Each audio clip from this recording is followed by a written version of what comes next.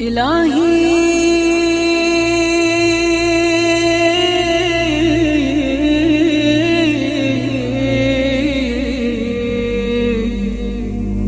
إن كان الندم على الذنب توبة. اعوذ باللہ من الشیطان الرجیم. بسم اللہ الرحمن الرحیم. الحمد للہ الذی کان موجودا قبل حدوث الاشیاء ویبقى بعد فناء الاشیاء. تفرد بالاولیۃ والقدم ووسم كل شيء ما عداه بالفناء والعدم. كما قال عز شأنه كل شيء هالك إلا وجهه وكل نفس ذائقة الموت. وقال كل من عليها فان ويبقى وجه ربك ذو الجلال والإكرام. سبحان الله الذي منه خلقت العباد وإليه المعاد. فمن يعمل مثقال ذرة خيرا يره ومن يعمل مثقال ذرة شرا يره. نشهد أن لا إله إلا هو الملك الذي لا ينازع في ملكه ولا يضاد في حكمه. يعذب من يشاء بما يشاء كيف يشاء ويرحم من يشاء بما يشاء كيف يشاء. تعذيبه المسيئين عدل وعفوه فضل. ونشهد أن محمدا سيد المرسلين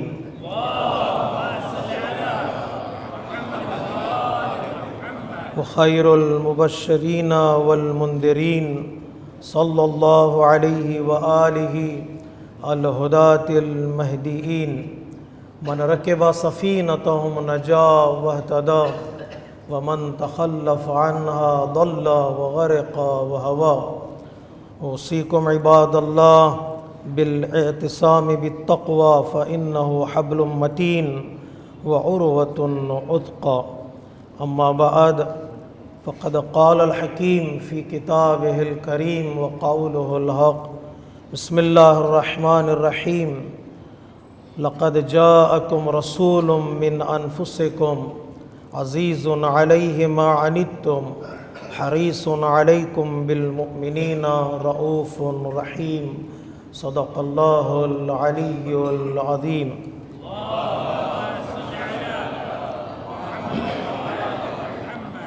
نماز گزارن عزیز، خطبہ اول کی ابتدا میں اپنے نفس کے ساتھ ساتھ آپ تمامی حضرات کو تقوی الہی کی دعوت دیتا ہوں.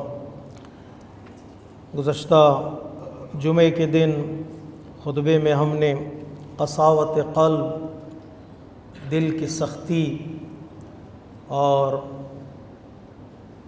ہارڈ ہارٹیڈنس کے سلسلے میں گفتگو کی کہ کس طرح اخلاقی بیماریوں کی یہ بنیاد انسان کو برائیوں کی طرف لے جاتی ہے، کس طرح انسان ظالم بن جاتا ہے، کس طرح انسان گناہگار بن جاتا ہے. جو مین ریزن اور جو مین کاز بتایا ہے اہل بیت علیہ السلام نے، وہ دل کا سخت ہو جانا ہے.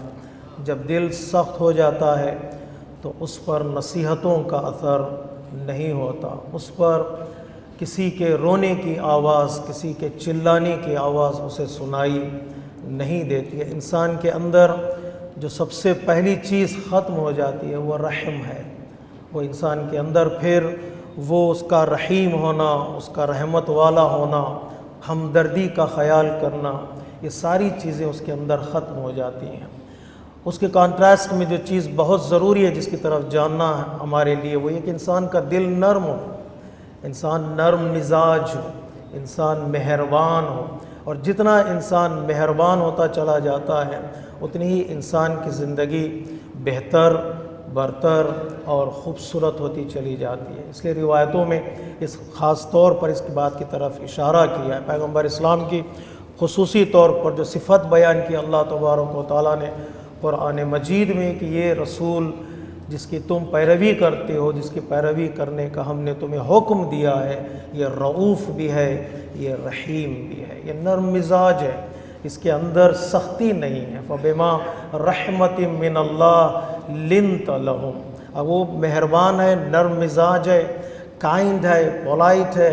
جب تم بات کرتے ہو تو بات کرنے میں تمہیں ایسا محسوس ہوگا کہ ذرہ برابر اس کے لفظوں میں، اس کے الفاظ میں، اس کے بیہیویئر میں تمہیں سختی نظر نہیں آئے گی، ہارش اور ہارڈنس ہونا تمہیں نظر نہیں آئے گا۔ لو کنت فظا غلیظ القلب لانفضوا من حولک، اگر یہ صفت پیغمبر اسلام کے اندر نہ ہوتی تو کبھی لوگ اسلام کو قبول نہ کرتے، پیغمبر اسلام کے ہاتھوں پر بیعت نہ کرتے، آپ کو بعنوان لیڈر اور رہبر لوگ ایکسیپٹ نہ کرتے۔ اسے روایتوں میں خاص طور پر مومنین کے لیے کہا ہے کہ نرم مزاجی کا ہونا تمہارے اندر بہت ضروری ہے۔ میں یحرم الرفق یحرم الخیر، جس کے اندر نرمی نہیں پائی جاتی، جس کے اندر وہ کائنڈنس نہیں پائی جاتی جو معاشرے میں ضروری ہے، تو وہ نیکیوں سے دور ہو جاتا ہے۔ بندہ وہ کبھی بھی نیکیوں کی طرف آ ہی نہیں سکتا جس کے اندر نرم مزاجی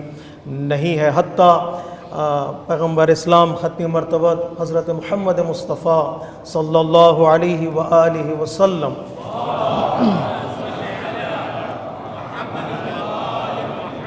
یہاں تک فرمایا اِنَّا أُمِرْنَا مَعَاشِرَ الْأَنْبِيَاءِ بِمُدَارَاتِ النَّاسِ كَمَا أُمِرْنَا بِإِقَامَةِ الْفَرَائِضِ، اللہ تبارک و تعالیٰ نے لوگوں کے ساتھ جو ہمارا رویہ ہے، لوگوں کے ساتھ ہمارا بیہیویئر ہونا چاہیے، برتاؤ ہونا چاہیے، اس کے لیے اللہ تبارک و تعالیٰ نے ویسے ہی حکم دیا ہے جیسے واجبات کا حکم دیا ہے، جیسے نماز کا حکم ہے ویسے ہی کائنڈ ہونے کا حکم ہے، جس طرح سے روزے کا حکم ہے اسی طرح سے ہمارے لیے نرم مزاجی کو اختیار کرنے کا اللہ تبارک و تعالیٰ نے حکم دیا۔ اتنی خوبصورت صفت ہے کہ اگر انسان کا دل نرم ہو جاتا ہے تو اسی طرح جس طرح ایک زمین نرم ہو جاتی ہے تو فارمنگ کے قابل بن جاتی ہے، ایگریکلچر کے قابل بن جاتی ہے، اسی طرح انسان کا دل اگر نرم ہو جاتا ہے تو نصیحتوں کو، واعظ کو، تذکر کو ایکسیپٹ کرنے کے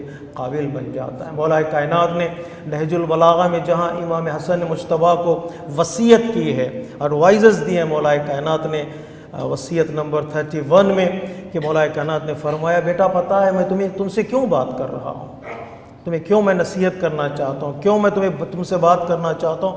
مولا کائنات نے 3 ریزن بتائے، ان میں سے پہلا ریزن یہ کہ ابھی تم جوان ہو، ابھی تم ینگ ہو، یا شاید اس وقت امام حسن مجتبیٰ ٹین ایجر رہے ہوں، تو مولا کائنات فرماتے ابھی ینگ ہو تو تمہارے اندر باتوں کا اثر جلدی ہوتا ہے، اس انسان سے کمپیئر کیا جائے جس کی عمر بڑھ جاتی ہے، اس کو بدلنا تھوڑا بہت مشکل ہوتا ہے۔ ایک نوجوان کا دل ایک خالی زمین کی طرح ہے، جو کچھ اس میں ڈالو گے وہ ایکسیپٹ کر لیتا ہے۔ مولا کائنات فرماتے اس لیے میں تم سے بات کرنا چاہتا ہوں۔ ایک دوسرا ریزن جو مولا کائنات فرماتے ہیں ابھی تم فری ہو، تمہاری زندگی میں ذمہ داریاں نہیں ہیں، رسپانسبلٹیز نہیں ہیں، جو رسپانسبلٹیز آنے لگتی ہیں تم مصروف ہو جاتے ہو تو پھر نصیحت کے لیے تمہارے پاس وقت باقی نہیں رہے گا۔ اب یہ صحیح وقت ہے کہ میں تم سے بات کروں، اس لیے کہ تمہارے پاس وقت بھی ہے اور ذمہ داری بھی نہیں ہے، تم سے گفتگو کی جا سکتی ہے۔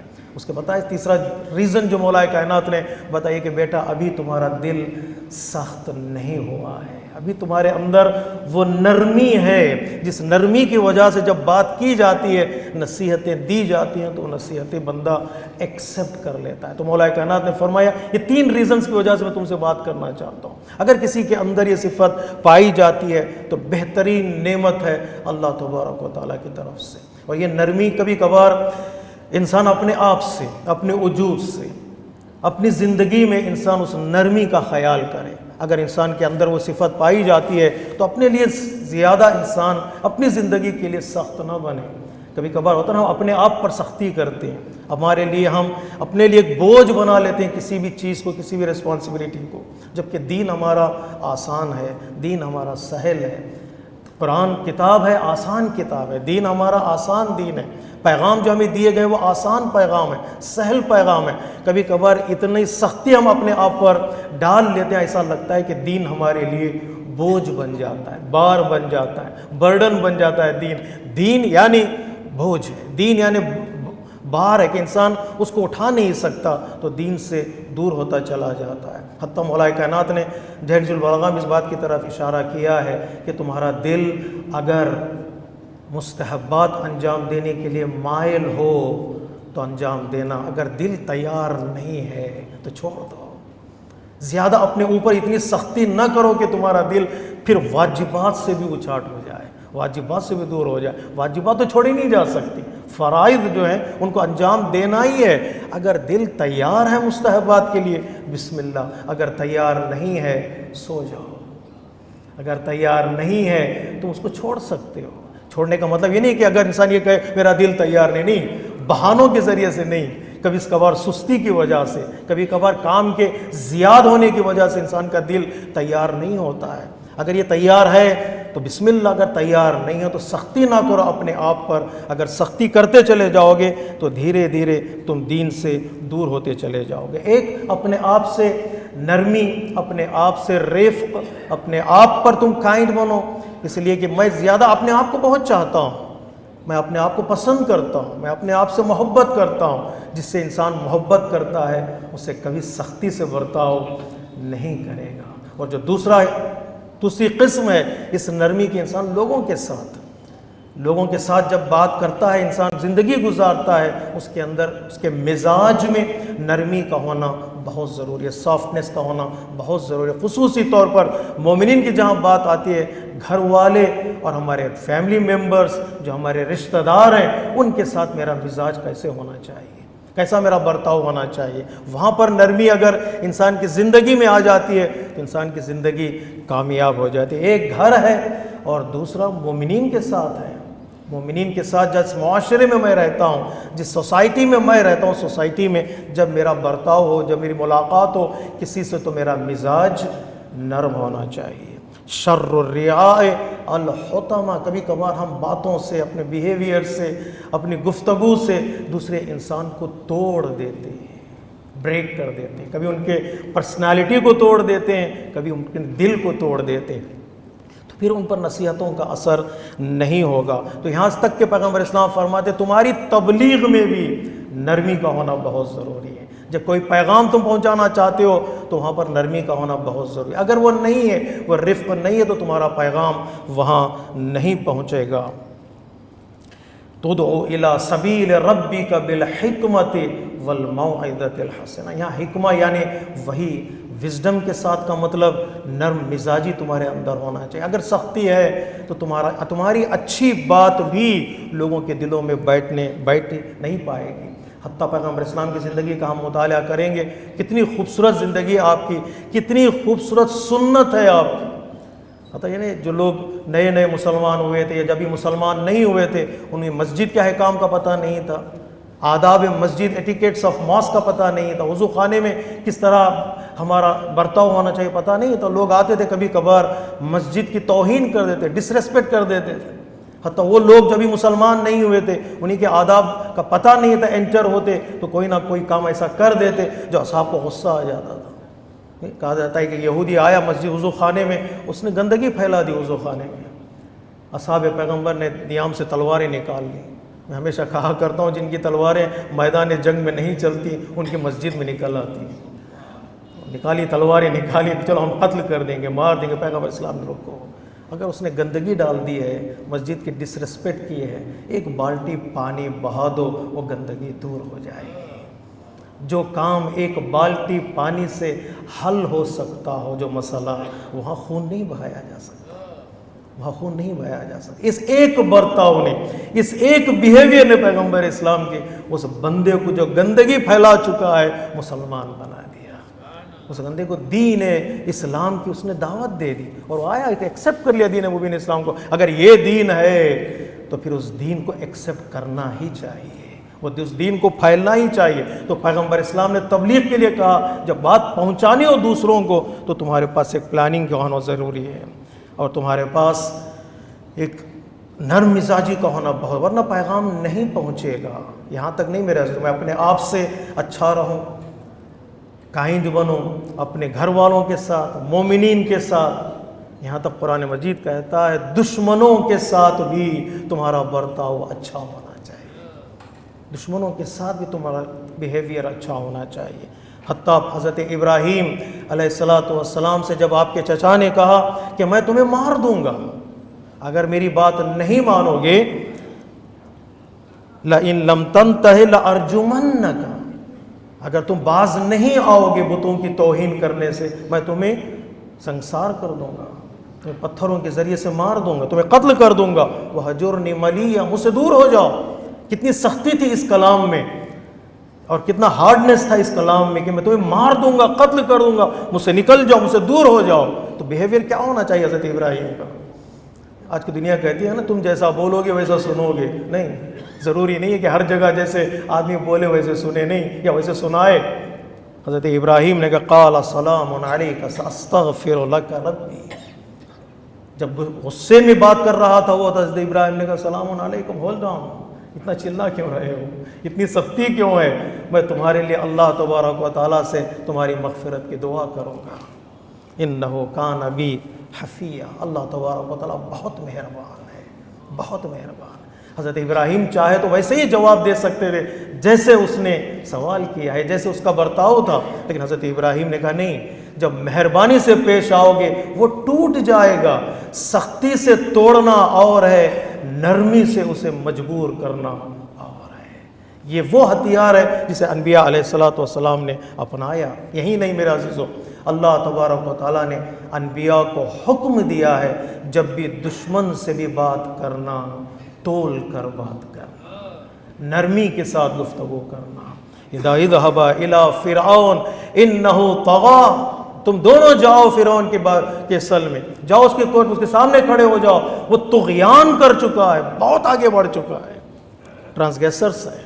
فقولا له قولا لینا، جب اس سے بات کرنا تو نرم لہجے میں بات کرنا. کیوں نرم لہجے میں بات کریں؟ وہ تو دشمن ہے، کئی لوگوں کو مار چکا ہے. لعلہ یتذکر او یخشی، چاہے وہ سو رہا ہے، اسے پتہ نہیں ہے، غفلت میں ہے، تمہارے بات کرنے کے نتیجے میں جاگ جائے.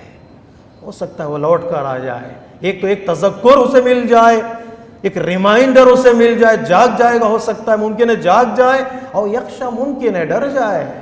اس لیے جب پیغام سنے گا اور قیامت کی بات سنے گا، پنشمنٹ کی گفتگو سنے گا، ہو سکتا ہے ڈر کر واپس آئے، کبھی غفلت سے جاگے، کبھی خوف کے مارے لوٹ کر آ سکتا ہے. لیکن تم بات کرنا تو اچھے لہجے میں، نرم لہجے میں بات کرنا. کتنا خوبصورت ہمارا دین ہے کہ دین نے صریح طور پر، صاف طور پر پیغام دیا کہ ہماری زندگی کیسے ہونا چاہیے. ایک ٹیسٹ لیں ہم اپنی زندگی کا، کیا میں اپنی زندگی میں نرم مزاج ہوں؟ کیا میں اپنے جسم کا اور اپنی روح کا خیال کرتا ہوں؟ کیا میں اپنے گھر میں لوگ میرے آنے کو پسند کرتے ہیں، مجھ سے بات کرنے کو پسند کرتے ہیں؟ کیا سوسائٹی میں لوگ میرے ساتھ کھڑے ہونے کو پسند کرتے ہیں یا میرا چہرہ دیکھ کر بھاگ جاتے ہیں؟ دین مبین اسلام نے کہا کہ نہیں، اگر مزاج تمہارا نرم ہے، اگر تم کائنڈ ہو، اگر تمہارے اندر پولائٹنس ہے، تو لوگ تمہارے بزم میں بیٹھنا پسند کریں گے، لوگ تمہارے ساتھ گفتگو کرنا پسند کریں گے. بچے تمہارے گھر میں تمہارا انتظار کریں گے، یہ دعا نہیں کریں گے کب باہر جائے گا، انتظار کریں گے کب گھر کے اندر آئے گا. اگر یہ صفت ہمارے اندر پائی جائے تو یقین مانیے ہماری زندگی، ہماری فیملی لائف، ہماری سوشل لائف سب بہتر ہوتے چلے جائیں گے. ان احسن الحدیث وابلغ الموعظہ کتاب اللہ. بسم اللہ الرحمن الرحیم. والعصر ان الانسان لفی خسر الا الذین آمنوا وعملوا الصالحات وتواصوا بالحق وتواصوا بالصبر.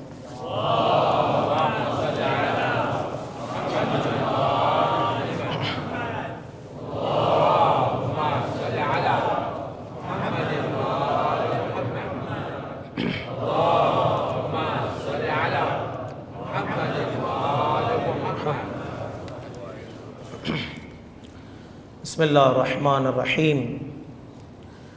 الحمد للہ الذی لا الہ الا هو الحلیم الکریم غافر الذنب وقابل التوب وهو الغفور الرحیم سبحان من سبقت رحمته غضبه وبسط الیدین بالرحمہ۔ دوسرے خطبے کی ابتدا میں ایک بار پھر میں اپنے نفس کے ساتھ ساتھ آپ تمام یہ حضرات کو تقوی الہی کی دعوت دیتا ہوں۔ اگر لوہا نرم ہو جاتا ہے تو ٹولز بنا دیے جاتے ہیں، اگر گولڈ سافٹ ہو تو اسے جیولری بنائی جاتی ہے، اگر مٹی سینڈ نرم ہو تو وہ فارمنگ کے قابل بن جاتی ہے، اگر آٹا نرم ہو جائے فلاور تو اس سے روٹی بنائی جاتی ہے، اگر دل نرم ہو جائے تو اس سے انسان بنتا ہے۔ اگر دل نرم نہ ہو تو سب سے بڑا نقصان یہ ہے کہ انسان کے حیوان بننے میں دیر نہیں لگتی ہے، انسان دھیرے دھیرے حیوانیت کی طرف چلتا چلا جائے گا، اور اتنا حیوان بنے گا اس کو دوسرے لوگ بھی حیوانی نظر آئیں گے۔ وہ کہتے ہیں نا دوسرے لوگوں کو بھی وہ دیکھتا ہے تو ہم کہتے ہیں نا فلاں انسان نے فلاں کو حیوان کہہ دیا، اس نے غلطی اس کی نہیں ہے کہ اس نے دوسرے کو حیوان دیکھا ہے، اینیمل دیکھا ہے، اس لیے وہ خود اینیمل تھا، اینیمل کو دوسرے لوگ بھی اینیمل ہی لگتے ہیں، اور یہ سوچتا ہے کہ یہ اینیملس ہیں ان کو مارو، اتنا مزاج اس کا سخت ہو جاتا ہے، قسی القلب بن جاتا ہے، ہارٹڈ بن جاتا ہے کہ اس کے اندر پھر رحم نامی کوئی چیز پائی نہیں جاتی ہے۔ آج ہمیں دنیا میں ہم دیکھ رہے ہیں جتنی سختی ہے اور جتنا انسان ڈوبتا چلا جائے گا مسائل میں، آج کی تحقیق کرتا چلا جائے گا، نظر آئے گا کہ نہیں یہ دنیا ترقی تو کر رہی ہے ظاہری طور پر، میٹیریل ممکن ہے وہ آگے بڑھ رہی ہو، لیکن اسپریچولیٹی کے اعتبار سے دنیا بہت پیچھے جا رہی ہے، بہت پیچھے جا رہی ہے۔ دور تو دور عبادتوں کی بات تو کوئی کرتا ہی نہیں ہے، ساتھ دینے کی گفتگو تو ہوتی ہی نہیں ہے، بس یہی گفتگو ہوتی ہے کیسے کسی کو گھیرا جائے، کیسے کسی کو مارا جائے، اور ایک بندہ کھڑا ہو کر کہتا میں جو چاہے کر سکتا ہوں، اور ساری دنیا کیا کہہ سکتے ہیں؟ انگوش بے دندان ہے نہیں، لبوں پہ انگلی ہے یہ بھی نہیں کہہ سکتے، خاموش ہے یہ بھی کہنا شاید جرم ہے، بلکہ دنیا ساتھ دے رہی ہے کہ تم آج مارو کل ہمیں مارنے کا موقع ملے گا۔ ایک ملک دوسرے ملک کو ہضم کرنے کے لیے، نگلنے کے لیے تیار ہے، مارنے کے لیے تیار، گھر برباد ہو رہے ہیں، بچے شہید ہو رہے ہیں، ایک گھر بنانے میں زندگی بسر ہو جاتی ہے۔ آج لوگ جو ویسٹ والے گھروں کو اجاڑنے کی پرمیشن دے رہے ہیں، ان سے پوچھو آپ کے ملک میں اگر کوئی مالک کب بنتا ہے گھر کا، ایک اونر کب بنتا ہے؟ 30 سال جی، اگر وہ مارٹگیج میں لے گھر کو بھرتا جائے پیسے، 30 سال 40 سال کے بعد وہ گھر کا اونر بنتا ہے، اور ہم نے ایک پل میں ایک گھر اجاڑ دیا، ایک سیکنڈ میں گھر اجاڑ دیا۔ ایک ہاسپٹل بنانے کے لیے کتنی محنت لگتی ہے جی، ہماری جماعت والے کتنے مہینوں سے کتنے سالوں سے صرف پلان بنانے لگے کہ ایک ہاسپٹل ہونی چاہیے، اور ہم نے ایک حملے میں ایک پوری ہاسپٹل کو اجاڑ دیا، ایک پورے محلے کو برباد کر دیا۔ یہ سختی نہیں تو اور کیا ہے؟ کسی بزرگ نے بڑا خوبصورت جملہ کہا تھا، کبھی کبھار ابھی کچھ دنوں پہلے ہم نے لونر ایکلپس کو دیکھا، نہیں کبھی چاند گہن ہے، کبھی سورج ہے، لونر ایکلپس ہے، کبھی سولار ایکلپس ہے۔ اس نے بڑا خوبصورت جملہ کہا ہے، لونر ایکلپس ہو یا سولار ایکلپس ہو تو ہم نماز آیات پڑھ لیتے ہیں۔ اتنا بتائیے اگر ہیومینٹی کو ایکلپس لگ جائے تو کیا کیا جائے؟ کون سی نماز پڑھیں جی؟ ہے کوئی نماز جو ہم پڑھیں کہ انسانیت کو گہن لگ جائے؟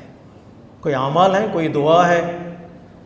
جب میں سوچ رہا تھا تو حضرت موسیٰ کی وہ دعا مجھے یاد آئی جب آپ ایجپٹ سے مدین کی طرف گئے تھے، ایک مظلوم کی حمایت کرنے والے، مظلوم کی سپورٹ کرنے والے نبی حضرت موسیٰ علیہ السلام، ایک سپورٹر نے آپ کی مدد مانگی، آپ نے مدد کی۔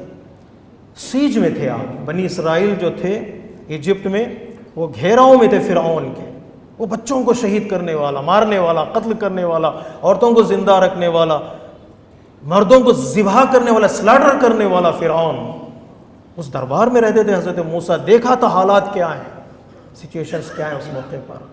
آپ نکلے، ایجپٹ سے نکلے، مدین کی طرف پہنچے، قرآن کہتا ہے مدین کی طرف گئے، آپ کے پاس کچھ بھی نہیں تھا۔ جو ہم کہتے ہیں نا آج غزہ کے پاس کچھ بھی نہیں ہے، فلسطینیوں کے پاس کچھ بھی نہیں، ایسا لگتا ہے حضرت موسیٰ اس وقت ایک فلسطینی ٹین ایجر تھے، ایک فلسطینی ٹین ایجر۔ شیلٹر نہیں تھا، فوڈ نہیں، پانی نہیں، رہنے کے لیے گھر نہیں، سہارا دینے والا کوئی نہیں، اکیلے حضرت موسیٰ۔ یہاں پر آتا ہے کہ انسان کی امید جاگ جاتی ہے، ہوپ جو ہے انسان کے اندر جگہ بنا لیتی ہے۔ حضرت موسیٰ وہاں پر پہنچے تو دیکھا کہ 2 لڑکیاں کھڑی ہوئی ہیں سائڈ میں۔ تو حضرت موسیٰ نے کہا تم کنارے کیوں کھڑی ہوئی ہو؟ کہا موسیٰ یہ مردوں کا کلچر ہے، مرد پانی لے جاتے ہیں اور موقع ملتا ہے تو ہم جاتے ہیں، موقع نہیں ملتا ہے تو ہم انتظار کرتے ہیں۔ ظلم ہو رہا تھا، نہیں ظاہری طور پر ظلم ہو رہا تھا۔ حضرت موسیٰ آگے بڑھے، ان کو ہٹایا، اپنی طاقت کے ذریعے سے پانی نکالا اور ان لڑکیوں کے حوالے کیا۔ فسقا لہما، ان دونوں کے لیے حضرت موسیٰ علیہ السلام نے خود مدد کے محتاج تھے، لیکن جب کسی مظلوم کی مدد کی بات آتی ہے تو اپنا خیال نہیں کیا جاتا، اپنا ہماری حیثیت کیا ہے نہیں دیکھا جاتا۔ مظلوم کی حمایت میں ہم جو کر سکتے ہیں وہ ہمیں کرنا ہے، جو کر سکتے ہیں، ایک گلاس پانی ہی کیوں نہ ہو وہ ہمیں کرنا پڑے گا۔ نہیں، میں نے رات کی تقریر میں بتایا تھا، ایک بچی جو نجف سے عراق کربلا کے سفر کے دوران ایک بچی ہاتھ میں دودھ لیے کھڑی تھی، ایک گلاس میں ملک پہ، ایک گلاس میں، اور وہ ہر ایک سے کہہ رہی تھی مجھ سے پی لو، مجھ سے لے لو، مجھ سے پی لو۔ اس کے پاس تو کچھ بھی نہیں سوائے دودھ کے۔ تو لوگوں نے کہا کہ ایک گلاس دودھ تم کس کس کو پلاؤ گی بیٹی؟ جاؤ گھر میں چلے جاؤ، کس کس کو ایک گلاس دودھ پلاؤ گے؟ ایک گلاس دودھ۔ اس بچی نے کہا تمہارے لیے ایک گلاس دودھ ہے، میرے لیے پورے گھر کی غذا یہی ہے، یہ میرے پورے گھر کی، یہ دن کا کھانا میرا یہی ایک گلاس دودھ ہے، لیکن جو میں کر سکتا ہوں ظاہر کے لیے مجھے کرنا چاہیے، ثواب کے لیے، عزاداری کو برپا کرنے کے لیے، زیارت کی پائیداری کے لیے، ظالم کے خلاف میں جو کر سکتا ہوں، چاہے $1 ہی کیوں نہ ہو، چاہے ایک میسیج ہی کیوں نہ ہو، چاہے ایک دعا ہی کیوں نہ ہو، چاہے ایک آئٹم کی بائیکاٹ ہی کیوں نہ ہو، اگر میں کر سکتا ہوں تو مجھے کرنا چاہیے۔ اگر میں نے نہیں کیا تو بقول سید مقاومت حسن نصر اللہ کے مجھے اپنے دین کے بارے میں مجھے خود سوال کرنا، کبھی کبھار اللہ سوال کرے گا، کبھی میں خود اپنے دین کے بارے میں، اپنی انسانیت کے بارے میں سوال کروں، کیا میں دیندار ہوں، کیا میں انسان ہوں کہ نہیں ہوں۔ حضرت موسیٰ نے مدد کی اور لڑکیاں چلی گئیں۔ کیا دعا ہے، بڑی خوبصورت دعا ہے۔ ثم تولی الی الظل، ایک شیڈو کے میں آئے حضرت موسیٰ، ایک درخت کے سائے میں آئے، شاید سجدہ کیا ہو، بعض کامنٹر کہتے ہیں آپ نے سجدہ بھی کیا ہو، تو آپ نے کہا فقال رب انی لما انزلت الی من خیر فقیر۔ خوبصورت دعا ہے، رب انی لما انزلت الی من خیر فقیر۔ کیا چاہیے حضرت موسیٰ کو، کیا چاہیے تھا حضرت موسیٰ کو؟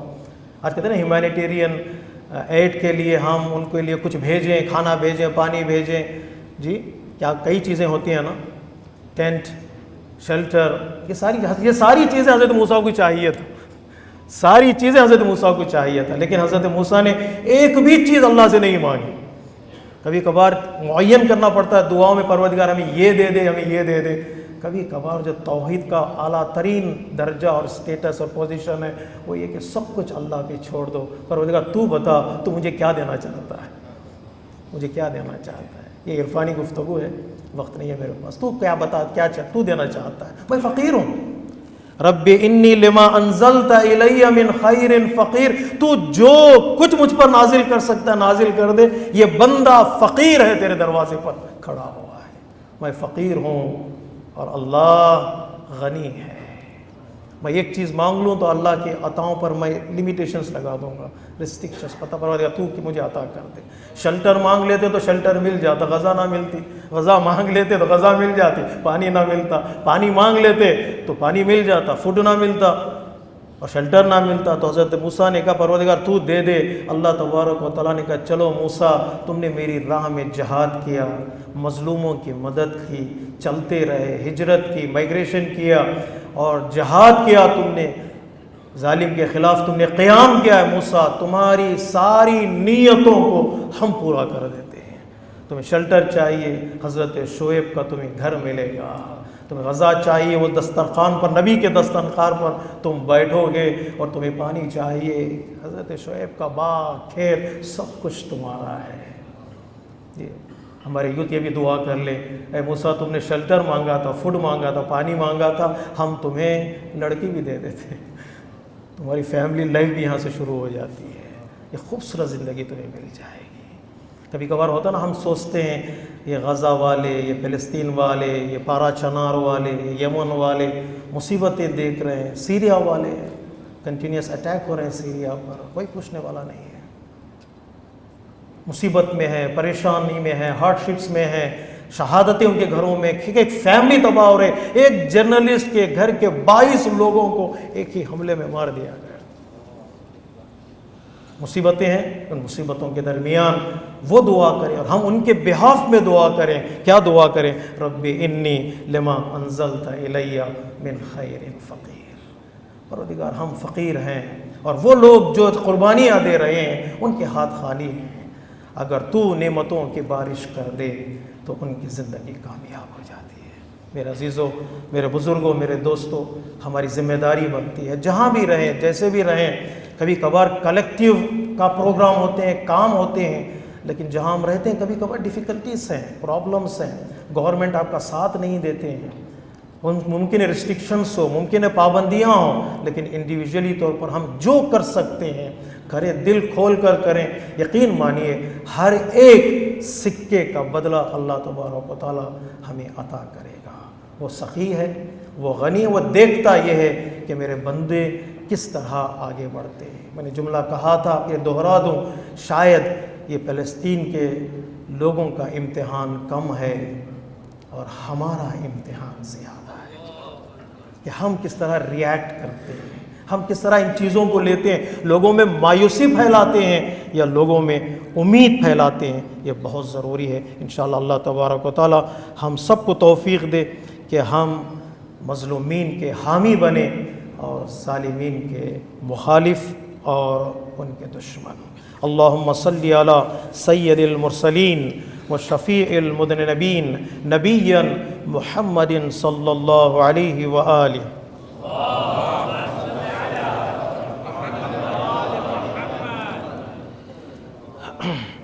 وعلى إمام المسلمين وقائد الغر المحجلين أمير المؤمنين علي ابن أبي طالب.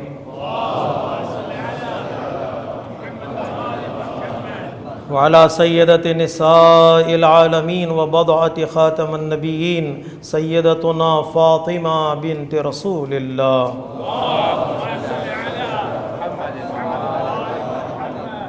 وعلى الحسن المجتبى والحسين الشهيد بكربلاء سيدي شباب أهل الجنة.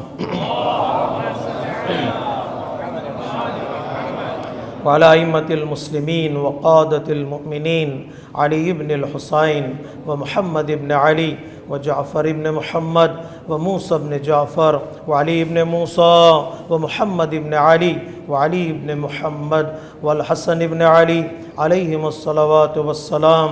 اللهم صل على مولانا صاحب الزمان صلوات الله وسلامه عليه وعلى آبائه الكرام. اللهم افعل بنا ما أنت أهله ولا تفعل بنا ما نحن أهله بجاه محمد وآله المعصومين صلوات الله عليهم أجمعين.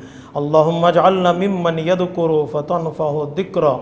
إن الله يأمر بالعدل والإحسان وإيتاء ذي القربى وينهى عن الفحشاء والمنكر والبغي يعظكم لعلكم تذكرون.